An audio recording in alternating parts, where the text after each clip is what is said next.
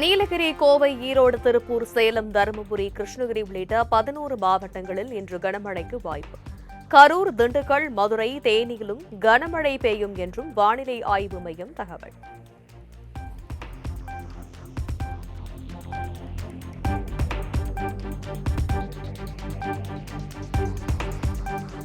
நான்காம் வகுப்பு முதல் 12ஆம் வகுப்பு வரை ஜூன் 1ஆம் தேதி திட்டமிடப்பட்ட நாளில் பள்ளிகள் திறக்கப்படும் என பள்ளிக்கல்வித்துறை அமைச்சர் ராஜ்மோகன் அறிவிப்பு. 1ஆம் வகுப்பு முதல் 3ஆம் வகுப்பு வரை உள்ள மாணவர்களுக்கு ஜூன் 4ஆம் தேதி பள்ளிகள் திறக்கப்படும் எனவும் அறிக்கை.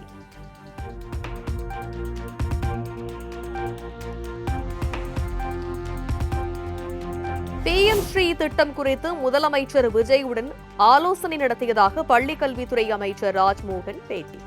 தவேகாவின் அடிப்படை கொள்கைகளில் இருமொழி கொள்கையும் ஒன்று என திட்டவட்டம்.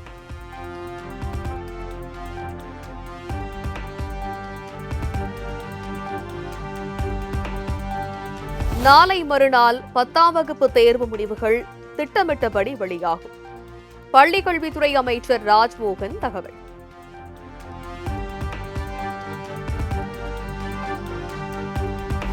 இலங்கை யாழ்ப்பாணம் நாடாளுமன்ற உறுப்பினர் ராமநாதன் அர்ஜுனா முதலமைச்சர் விஜயுடன் சந்திப்பு. தங்களை போன்ற குரலற்ற சமூகத்தின் குரலை முதல்வர் ஜோசப் விஜய் கவனிப்பார் என ராமநாதன் நம்பிக்கை. எங்களுடைய தந்தை, தாய், எங்களுடைய சகோதரர்கள் சிதைக்கப்பட்ட இந்த இனப்படுகொலையை நீங்கள் சர்வதேசத்திற்கு எங்களுடைய நியாயத்தை வேண்டி தருவீர்களாக இருந்தால் உங்களிடம் நான் கேட்க முடிந்தது, இந்த தமிழ்நாட்டு அமைச்சிடம் தமிழ்நாட்டு அரசிடம் உங்களால் முடிந்த ஆதரவை கொடுக்க சொல்லி நாங்கள் கேட்கிறோம். எனக்கு நம்பிக்கை இருக்கிறது, முதல்வர் என்னுடைய அண்ணாண்டு சொன்னால் அதுக்கு ஒரு படி மேலே விஜய் அண்ணா அவர்கள், நான் நினைக்கிறேன் எங்களை போன்ற ஒரு குரல் இழந்த சமூகத்தின் ஒரு வலிகளை புரிந்து கொள்வார் என்ற நம்பிக்கை இருக்கிறது.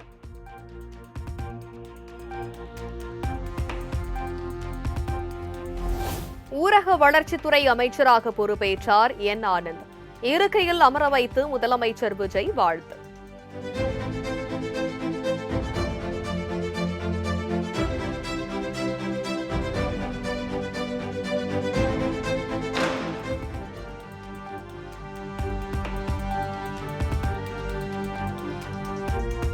தலைமைச் செயலகத்தில் முதலமைச்சர் விஜய் முன்னிலையில் KA செங்கோட்டையன் நிதியமைச்சராக பொறுப்பேற்றார்.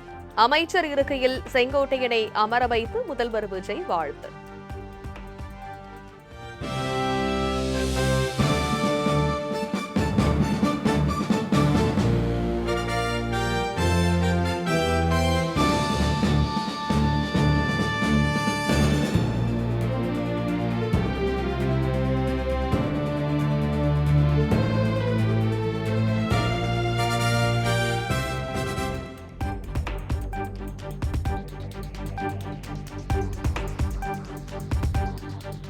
தென்னிந்திய நடிகர் சங்கம் மற்றும் கமல்ஹாசன் அளித்த மனுக்கள் மீது முதலமைச்சர் விஜய் ஆலோசனை. கேளிக்கை வரி விலக்கு, அரசே OTT தளத்தை தொடங்குதல் உள்ளிட்ட கோரிக்கைகள் குறித்த ஆலோசனையில் அமைச்சர் ராஜ்மோகன் உள்ளிட்டோர் பங்கேற்பு. உடனே பண்ணி கொடுக்குன்னு சொன்னார். அதே மாதிரி ரொம்ப அன்பாக கூப்பிட்டு எங்களை உட்கார வச்சு ரொம்ப பாசமாக எதுனாலும் உடனே சொல்லுங்கள், உடனே பண்ணி கொடுக்குன்னு சொன்னார். அதே மாதிரி நாங்கள் ஒரு 10 வருஷமாக சிறு படங்களுக்கு மானியம் இல்லை, அந்த கோரிக்கையை முன் வச்சோம். கண்டிப்பாக ஒரு லிஸ்ட்லாம் கொடுத்துருக்கோம். கண்டிப்பாக உங்களுக்கு நான் பண்ணி கொடுக்குன்னு சொல்லியிருக்காரு. அதே மாதிரி நம்ம OTT ஒரு நிறைய கருத்துலாம் சொல்லி ஒரு லெட்டராக கொடுத்துருக்கோம். கண்டிப்பாக உங்களுக்கு எல்லாமே நாங்கள் பண்ணித்தரோம் அப்படின்னு சொல்லி ரொம்ப மகிழ்ச்சியாக இருந்தது. சில கோரிக்கைகள் திரையுலக சார்பாக வச்சிருக்கிறவங்களுக்கு அவர் படிப்படியாக ஒரு இடம் படித்தரன்னு சொல்லி ஒரு அன்பு இதயத்தோட, அன்பு சிரிப்போட கண்டிப்பாக படித்தர நாங்கள் கொடுத்த மனுவை அவரே வாங்கி அவரே படித்து பார்த்து சொன்னார். ஏன்னா இவ்வளோ பொறுமையாக பார்த்ததில் நாங்கள் இது வரைக்கும் அப்படி பார்க்கல. அவ்வளோ அன்பாக கட்டிடுறேன், உடனே நான் பண்ணித்தரேன் அப்படின்னு.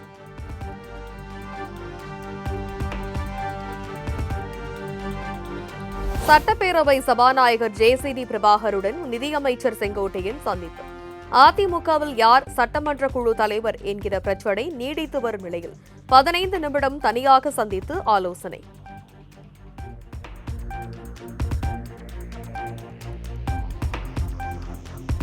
சென்னை தலைமைச் செயலகத்தில் உதயநிதிக்கு வழங்கப்பட்ட அறை தற்போது அமைச்சர் அர்ஜுனாவுக்கு ஒதுக்கீடு.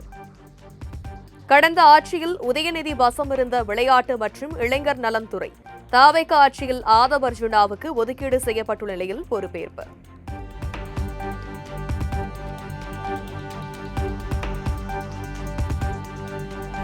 நடிகரும் தயாரிப்பாளருமான கே ராஜன் மறைவுக்கு முதலமைச்சர் ஜோசப் விஜய் இரங்கல்.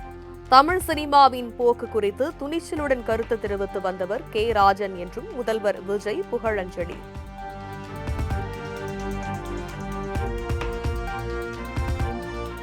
சென்னை பெரம்பூர் தொகுதியின் 30 ஆண்டுகால கோரிக்கையை நிறைவேற்றினார் முதலமைச்சர் விஜய்.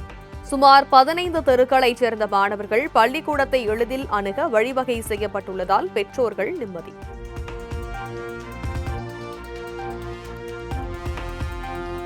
தமிழக சட்டமன்ற தேர்தலில் போட்டியிட்டு வெற்றி பெற்ற தமிழக வெற்றிக் கழகம் தேசிய கட்சியாக உருவெடுக்கிறது.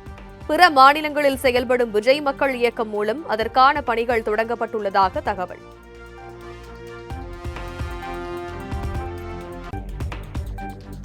இயலாமையை மறைக்க நம்மேல் அவதூறுகள் பரப்பப்பட்டு வருவதாக திமுக தலைவர் மு க ஸ்டாலின் குற்றச்சாட்டு. பொய்களை பரப்பினால் உண்மையை போட்டுடைப்போம் என திமுக தலைவர் மு க ஸ்டாலின் எக்ஸ் பதிவு.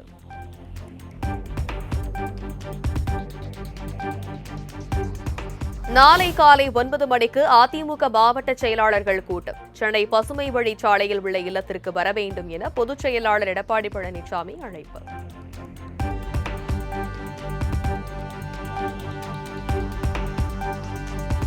விரைவில் அதிமுக சிறப்பு பொதுக்குழு கூட்டத்தை கூட்ட வேண்டும். அதிமுக மாவட்ட செயலாளர்கள் பொதுக்குழு உறுப்பினர்களிடம் வாங்கப்பட்ட கடிதங்களை இபிஎஸ்க்கு அனுப்பி வைக்க எஸ்பி வேலுமணி தரப்பு திட்டம்.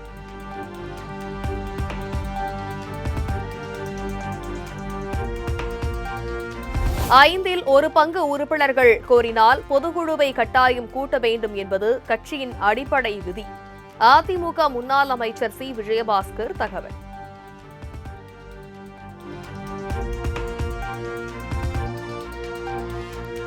அதிமுகவில் மொத்தமுள்ள 82 மாவட்ட செயலாளர்களில் 50க்கும் மேற்பட்டோர் எஸ்பி வேலுமணி தரப்புக்கு ஆதரவு என தகவல். 1000க்கும் மேற்பட்ட பொதுக்குழு உறுப்பினர்கள் வேலுமணி தரப்புக்கு ஆதரவு கரம் நீட்டியுள்ளதால் இபிஎஸ் தரப்பு அதிர்ச்சி.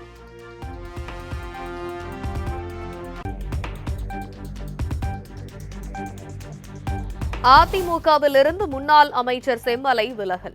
அதிமுகவில் உட்கட்சி பூசல்கள் நிலவி வந்த நிலையில் நிரந்தரமாக விலகிக் கொள்வதாக வருத்தத்துடன் அறிக்கை வெளியிட்டார் செம்மலை.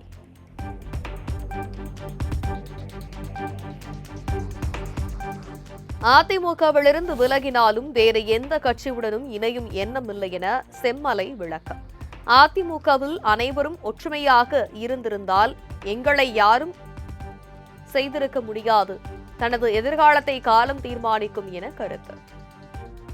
இயக்கத்தை பொறுத்தவரையில் எங்களுக்குள் ஒற்றுமை இருந்தால் போதும்.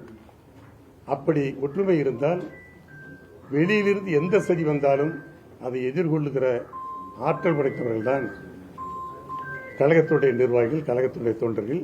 எனவே சதி என்பதை நான் ஏற்க மாட்டேன். சதி எதுவும் நிச்சயமாக இல்லை. வேற ஏதாவது இயக்கத்தில் ஜாயின் பண்றதுக்கான வாய்ப்பு இருக்கா?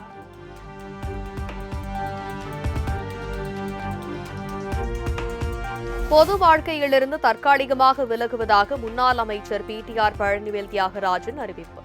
புத்துணர்ச்சியுடனும் புது பொலிவுடனும் நான் மீண்டும் வருவேன் என்றும் அறிக்கை.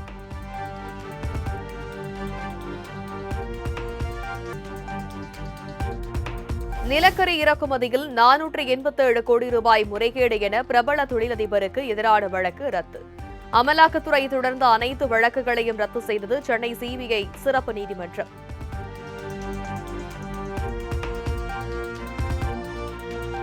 விருதுநகர் மாவட்டம் பத்திராயிருப்பு அருகே பாட்டிலுக்கு 10 ரூபாய் வாங்கியதை தட்டி கேட்ட இளைஞர் மீது சரமாரியாக தாக்கிய டாஸ்மாக் ஊழியர்கள். வீடியோ பதிவு செய்யப்பட்ட செல்போனையும் பறித்துக் கொண்டு யாரிடம் வேண்டுமானாலும் புகார் அளித்துக் கொள், எங்களை ஒன்றும் செய்ய முடியாது என அராஜகம்.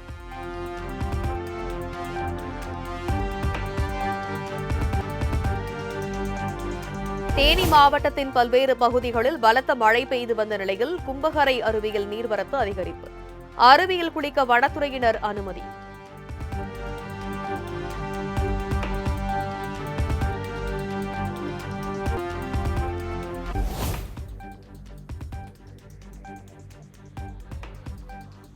திருச்சி துறையூர் அருகே உள்ள பத்துமலை முருகன் கோவிலில் கும்பாபிஷேக விழா கோலாகலம்.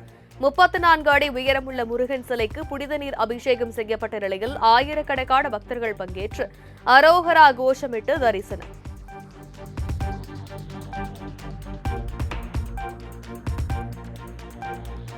கேரள மாநில முதலமைச்சராக வி.டி. சதீஷன் பதவியேற்பு.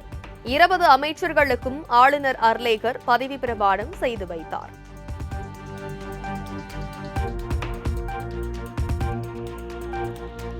ஸ்வீடன் பயணத்தை முடித்துக் கொண்டு நார்வே சென்றடைந்தார் பிரதமர் மோடி.